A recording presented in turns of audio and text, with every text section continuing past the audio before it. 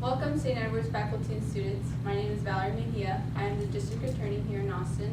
I've been serving Travis County for approximately 3 years now, and I'm very excited to be here today because we're going to be discussing something that I find very interesting and that I have a lot of experience with.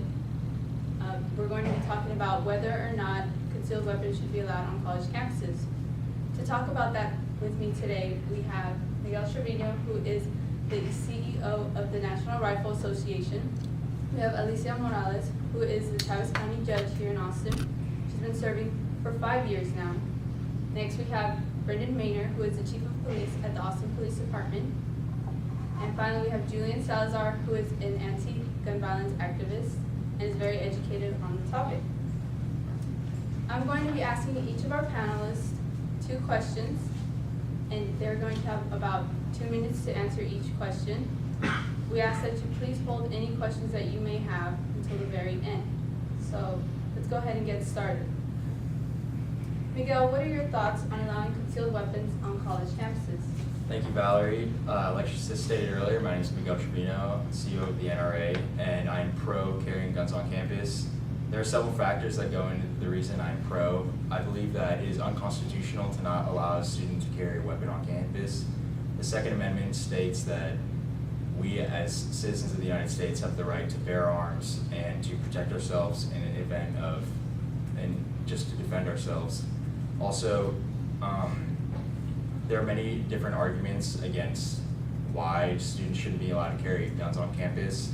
One of those arguments is that somebody who has a gun on campus could just snap and decide to go postal in the classroom. But studies have shown that most psychiatric professionals believe that somebody who possesses a handgun and is insured and is in a is sane and well-adjusted, and there's a very low percentage chance of them all of a sudden just snapping one day and then deciding to go postal and shooting a bunch of kids in the room. And generally, according to a Secret Service study, it states that an event of a campus shooters in the past have always displayed signs of like a downward spiral. Like the Virginia Tech shooter from 2006, his English professor reported that before his shooting, multiple of the papers that he would turn in were very dark and ominous, and multiple things he would talk about were very disturbing. And unfortunately, they were not reported to the faculty office, and the shooting did happen. Also, another very important topic about why people do not want them on campus is because guns would be too distracting. But if you think about it in perspective, in Houston or in any other city, we're allowed to carry concealed weapons, so it wouldn't be it would be the same amount of distracting as being in a shopping mall not knowing somebody has a weapon, or being in a movie theater, and gun lockers would prevent keeping kids distracted by these weapons because they'd be in the back of the room in a locked safe. Also, another argument is that students believe, Alicia, what are your thoughts on allowing concealed weapons on college campuses? Okay, well, as Valerie said, my name is Alicia Morales, and as far as my thoughts on allowing concealed weapons on campus, I'm against it. With my experience as a county judge and the new extensive research I've done, I have found it to be factually, logically, and costly unwise. According to the American Journal of Public Health, a PhD found that a victim with a gun is 4.5 times more likely to be shot during an attack than a victim without a gun. The Brady Center to Prevent Gun Violence has found that shooters, including police officers, have only hit their intended target about 20% of the time. So there's no guarantee that a student with a gun can stop an attacker. According to the New England Journal of Medicine, in 2005, 46 Americans per day committed suicide by a firearm, which was about 53% of all suicides. Like I said in the beginning, I also find it to be costly unwise because an article in the state press found that in February 2012, Arizona State University, the University of Arizona, and Northern Arizona University released a fiscal impact policy that said basically installing gun lockers in all 3 universities would cost them a one-time expense of $13.1 million, as well as $3.1 million annually to maintain those lockers. And then on top of that $16.4 million, they would also, each university would need to pay $3.1 million annually to make up for the needed police personnel that would have to be on those campuses. Thank you. Thank you, Alicia. Brendan, what are your thoughts? As Valerie stated, my name is Brendan Maynard, and I am also pro-guns on campuses for a few different reasons, actually. The first being, as Miguel stated, that it is unconstitutional via the Second Amendment, which is the right to bear arms. Another reason is a few states have what is called the Concealed Carry Act, which means that people are allowed to carry guns if licensed in everywhere but federal places, elementary schools, secondary schools, and also properties with fixed security points, because that would definitely not be okay. Another reason is because, as Miguel also stated, that it doesn't take away from the learning environment. It would just be like going into any other public place. People usually don't think about being shot or having to encounter a gun or anything like that. The next being, not everyone would have a gun. ConcealedCampus.org states that UT, although having over 50,000 students, 10 to 20 of them are licensed to carry guns. So just because a college would state that they do allow gun carrying on campus doesn't mean everybody's going to run out to get a gun. There are also a lot of fines and aspects that come with carrying a gun that a lot of people, I guess, don't want to have to pay for. The next being, guns won't escalate gun-related crimes. After allowing guns on campuses for a combined of 100 semesters, there wasn't an increase in gun-related violence, such as threats, suicide attempts, or gun theft, or even any accidents, because guns do have a lot of safety features to protect the users from accidental guns going off and other things like that. That's about it. Thank you, Brendan. Julian, what are your thoughts on allowing concealed weapons on college campuses? Thanks, Valerie. Hi, everybody. My name is Julian Salazar. I'm an anti-gun activist. Just to give you a little background about myself, I was raised in a community plagued by gun violence. I used to go to sleep every night hearing gunshots outside my window. In other words, it was an environment plagued by fear. Currently now, I work with troubled youth to help them get out of this environment of violence. And going off what I was saying about this environment of violence, I disagree. In other words, I do not want a learning environment, college campus, to be plagued with the same fear that I grew up with as a child. Students should not be afraid of their teachers, be intimidated knowing that their teachers have firearms, and the other way around. Teachers should not be afraid of their students. Fear causes people to be irrational, to do things that they wouldn't do when they were, I guess, aware. In other words, this would cause violence in the near future, or different cases, such as stolen guns from lockers or from other students, and standoffs between classrooms, firearms going off in the middle of class. This reminds me about an article I was reading in the Telegraph a few days ago. It brought up the point about escalation. Escalation, basically, if there wasn't it talks about making future attacks possibly worse. If every student is armed, including teachers, these attackers are going to come in with body armor, armor-piercing rounds, in other words, better ammunition. They're going to come in with better guns, assault rifles, in other words. I want to wrap up my whole point by saying we should not protect ourselves against attackers with guns, using guns. Let's learn from the past. We can't use bombs to protect ourselves from bombs. We can't fight fire with fire. And just to come back to the topic, I want to conclude saying that college is for learning. Let's leave the security to the people who we hired for it, the police officers who are trained for situations like this, and it's their profession. Thank you, Julie. Miguel, in relation to this topic, what kind of laws or restrictions do you feel need to be implemented? Well, since in 1993, November 30th, Bill Clinton signed off on the Brady Handgun Act, saying that anybody who buys a handgun and is licensed must go through a background check and make sure that they have a stable past and no mental illnesses or anything that could result into something that could lead to a campus shooting. In terms of policies that I feel should be in place for campus carrying, gun lockers should definitely be considered as one of the biggest assets to this problem. I believe having gun lockers would allow kids to bring guns to class, as bad as that sounds, but have them in a safe locker in the back that could either be accessed by the students themselves or possibly faculty or staff. Another solution to this problem would be bringing maybe not a firearm, but maybe a taser to the class, although it would be a difficult shot if there was a campus shooter, but I feel it'd be more effective. And safety courses would also be necessary if a student was going to bring a firearm into the classroom, and most colleges require this of the students, and that's why I am pro. Thank you, Miguel. Alicia, in relation to this topic, what kind of laws or restrictions do you feel need to be implemented? Okay, well, again, my name is Alicia Morales. As far as laws and restrictions that I feel should be implemented, I just feel that guns on campuses should be just completely banned from campuses. There should be like no limits or restrictions to like taking classes or gun lockers. I just feel like they should be completely banned. An article online at studentsforgunfreeschools.com found that a majority of 4,314 colleges and universities in the United States prohibit students and faculty from carrying guns on campus. Another article called Gun Rights on College Campuses by Fox News found that more than 280 colleges and universities signed up a petition to keep guns off of campuses.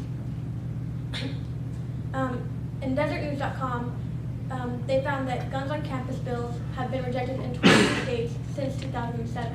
And I just feel like we should continue to prohibit guns from campuses just because of like how I said earlier, I don't find it to be like it's costly, unwise, and then the facts just kind of prove that it shouldn't be there. But if you don't believe my opinion, an article on NewYorkTimes.com said that the police chief of the University of Arizona said that he would be at a loss if he arrived at a shooting scene in a lecture hall with like hundreds of students and several of them were pointing guns at each other, let alone maybe even shooting guns at one another. Also on DesertNews.com, one Washington Examiner said that many don't want guns on campuses because of the academic pressures, romantic entanglements, competitive sports, and the underlying alcohol and drug experiments that college students have. And that's why I'm against colleges having guns on campuses, and I feel that there should be complete banning of them.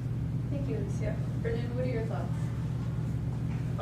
As she stated, once again, my name is Brendan, and there are actually a few different laws that are already taking place in the United States.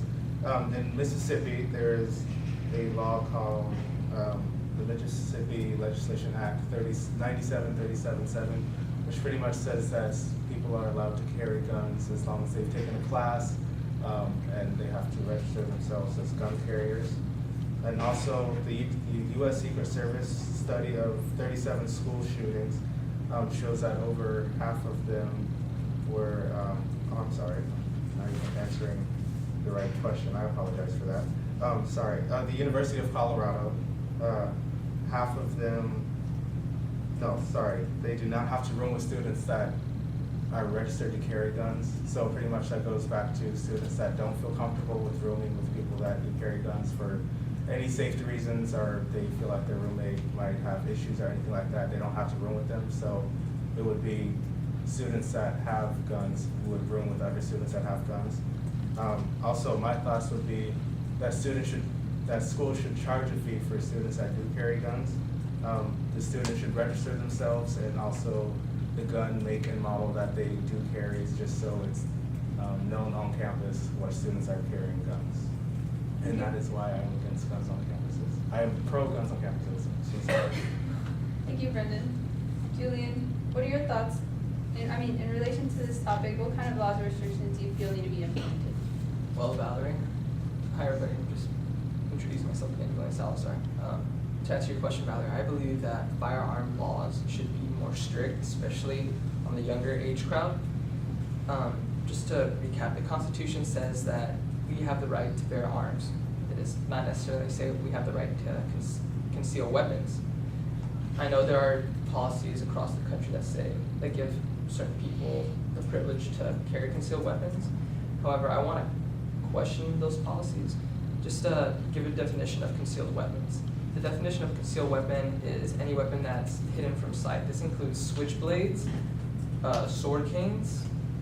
We have like we have guns, there's tasers. I was reading something very interesting on the FBI website the other day. It's just a few facts. One of the ones that I took away was carrying a handgun increases the chance of confrontation, which could escalate, turning the event into a lethal one. And that inappropriate use increases. I'm sorry.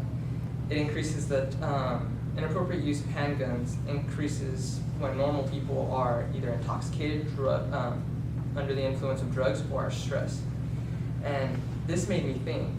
I was reading an article also on the Texas Tribune that young people from the ages of 18 to 24, this is their peak year for gun crimes, abusing drugs and alcohol, and having mental problems.